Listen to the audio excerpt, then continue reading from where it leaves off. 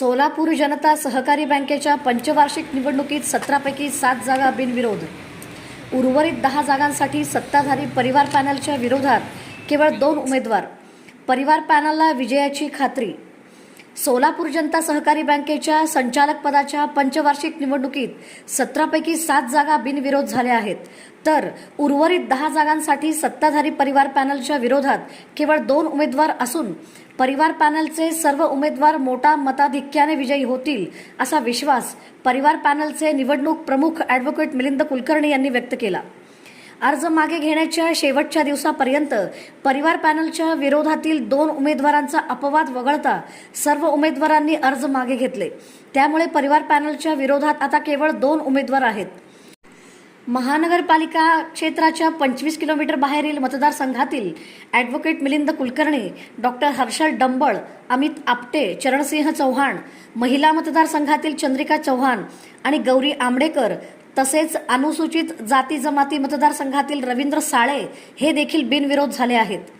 25 किलोमीटरच्या आतील मतदारसंघातून परिवार पॅनलतर्फे सुनील पेंडसे, पुरुषोत्तम उडता, राजेश पवार, गिरीश बोरगावकर, विष्णू मोंढे, सीए आनंद करवंदे, महादेव न्हावकर, ॲडव्होकेट मल्लीनाथ शहाबादे, सुरेश चिक्कळी, प्रमोद भुतडा हे निवडणूक लढवित आहेत. मिलिंदराव कुलकर्णी आज जिल्ह्याच्या दौऱ्यावर असल्यामुळे ते नाही आहेत. ते विद्यमान व्हाईस चेअरमन आहेत बँकेचे. पुढील सूत्रसंचालन आमचे बँकेचे ज्येष्ठ म्हणा, आमच्यात सगळ्यात मार्गदर्शक म्हणा, अशा सगळ्या मुलांनी आमचे धन्य सर हे आता आपली सरांना देतो.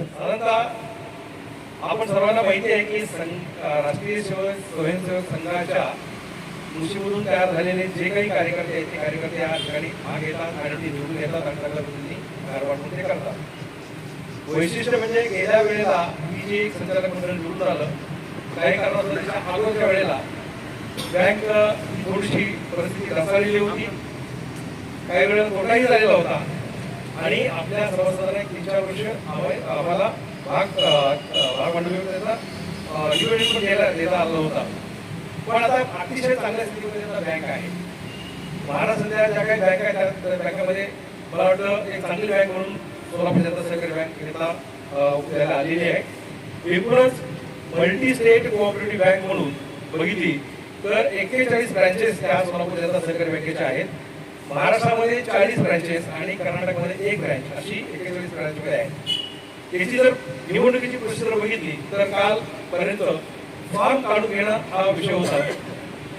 तुम्हाला सर्वांना माहिती आहे की पण पहिल्यापासून तुम्ही या प्रक्रियेमध्ये आहात. एकूण 49 जणांनी यामध्ये अर्ज भरलेले होते.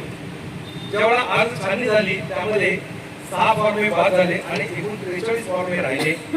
त्या 43 मध्ये फक्त 1 दिवस राहिलेला असल्यामुळं जे आपले सर्व पदाधिकारी भरपूर असा प्रयत्न केला सगळ्यांना कधीच करायचा आणि कधीच केल्यानंतर अतिशय आनंदाने तुम्हाला सांगायला वाटतं की या ठिकाणी 23 जणांनी केवळ ते संचालक मंडळ बघून त्यांनी अर्ज मागे घेतलेला आहे आणि त्यामुळे त्याचं मी अभिनंदन या ठिकाणी व्यक्त करतो.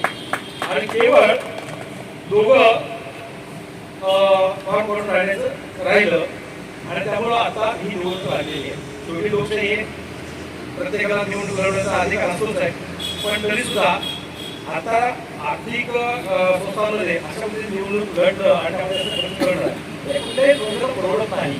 पण तरी सुद्धा लोकशाही असल्यामुळे त्याला आपल्याला सामोरं जावं लागतं. पण एक अतिशय चांगलं टीम म्हणून की आता जे आता संचालक मंडळाने आपल्या उमेदवाराने अर्ज भरलेला आहे ते उमेदवार आहे. त्यात प्रामुख्याने SC ST मधला 1 कॅन्डिडेट, महिलांमध्ये 2 कॅन्डिडेट आणि 25 किलोमीटरच्या बाहेर असे 4 उमेदवार, असे एकूण 7 उमेदवार हे बिनविरोध आता निवडून आलेले आहेत. त्यामुळं पुन्हा एकदा त्यांचं अभिनंदन. आणि सोलापूर शहरामध्ये एकूण 10 सर्वसाधारण गटामध्ये हे उमेदवार असतात आणि या उमेदवारांना सोलापूरमध्ये तर मतदान होतंच, पण गेल्या 3-4 वर्षापूर्वी 5-6 वर्षापूर्वी आपण एक ठराव काढला होता, तो जनरल बॉडीने सँक्शन केला की उमेदवार कुठला का असेना आज मुंबईमधला मतदार हा आपल्याला मतदान करायचं आहे किंवा लातूरमधला मतदार हा आपला सोलापूरला मतदान करायचा आहे. त्यामुळं कुठलाही उमेदवार असला तरी त्याला सर्व जागांमधलं सर्व ब्रँचेसमधलं हे मतदान होणार आहे. त्यामुळं ही प्रोसिजर आता 10 जणांसाठी म्हणजे शहरातील 10 जणांसाठी जरी असली तरी सुद्धा त्याला निवडणूक प्रक्रिया ही सगळ्या 41 ब्रँचमध्ये राबवावी लागणार आहे. आणि त्यासाठी खरं तर ही पत्रकार परिषद घेतलेली आहे. आता आर्थिक आकडे जे किंवा बँकेची प्रगती कशी झाली काय झाली हे सगळं आपल्याला सांगतीलच. पण प्रामुख्याने एक सांगतो की बाबा अतिशय निष्प्रभ असे असलेले सर्व संचालक मंडळ हे आपल्या यावेळेला आपण दिले. हे उमेदवार जे काही टार्गेट ठरवतील त्या टार्गेटप्रमाणे पुढे जातील. ज्या काही सामान्य अशा सभासदांच्या मागण्या आहेत त्यांना वाटतं ते सगळे पूर्ण काम ते करतील. गेल्या वेळेला आम्ही जे आश्वासन दिलं होतं त्यातले जवळजवळ 90% काम आम्ही पूर्ण केलेलं आहे आणि आज चांगल्या परिस्थितीमध्ये बँक आहे. त्यामुळं आताची जी मला अपेक्षा ती सभासदांची ती पूर्ण करण्यासाठी मला वाटतं हे संचालक मंडळ समर्थ आहे.